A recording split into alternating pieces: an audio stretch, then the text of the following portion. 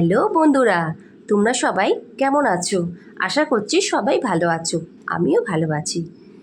নবনীতা কিচেনে তোমাদের সবাইকে স্বাগত। আজকে আর একটা নতুন রেসিপি নিয়ে হাজির। তোমরা এতক্ষণে বুঝেই গেছো যে আমি কি বানাতে চলেছি। হ্যাঁ, আজকে বানাতে চলেছি চিংড়ি মাছের মালাইকারি। দেখো, বাজার থেকে এত চিংড়ি মাছ নিয়ে এসে আমি একে একে ছাড়িয়ে নিচ্ছিলাম। ভালো করে ছাড়িয়ে নিয়ে তারপরে চিংড়ি মাছগুলোকে ধুয়ে নুন হলুদ মাখিয়ে নিয়েছিলাম। এবার কড়াইতে তেল দিয়ে দিলাম। তেলটা গরম হওয়ার পর আমি একে একে চিংড়ি মাছগুলো দিয়ে দিলাম। চিংড়ি মাছগুলো হালকা ভাজতে হবে। ভাজার পর দেখো আমি সব তুলে নিলাম। তুলে নেবার পর তেলেতে আবার গোটা গরম মশলা ফোড়ন দিলাম। ফোড়ন দেওয়ার পর ওই যে বেটে রাখা পেঁয়াজটা আমি দিয়ে দিলাম।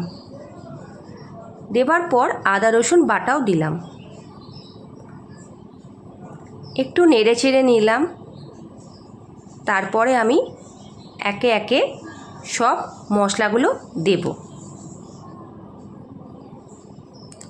প্রথমে দেব হলুদের গুঁড়ো, তারপরে লবণ, গুঁড়ো লঙ্কা, জিরে গুঁড়ো, ধনে গুঁড়ো, আর দেবো কাশ্মীরি মির্চা।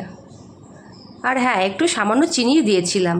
তারপরে ভালো করে নেড়ে নেওয়ার পর যখন রান্না থেকে তেল ছেড়ে আসবে তখন আমরা এই যে নারকেলের দুধটা ঢেলে দিলাম। ভালো করে নেড়ে নেব। আর জানো তো, আমি না নারকেলের দুধ দেওয়ার পরও একটু নারকেল কুড়োনো আমি একটু ঝোলেতে দিয়ে দিই, তাহলে কি একটু স্বাদটা ভালো হয়। তোমরা কিন্তু এটা ট্রাই করতে পারো। যাই হোক, তারপরে ভেজে রাখা চিংড়ি মাছগুলো আমি ঝোলেতে দিয়ে দিলাম। ভালো করে নেড়ে নেব। একটু যখন রান্নাটা ফুটে উঠবে তখন আমি 4টে কাঁচা লঙ্কা দিয়ে দেবো।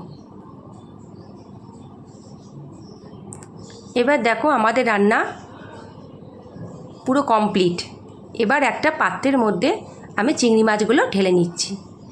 এই রান্নাটা যদি আপনাদের ভালো লেগে থাকে তাহলে একটা লাইক, কমেন্ট, শেয়ার করবেন আর সাবস্ক্রাইব করতে ভুলবেন না।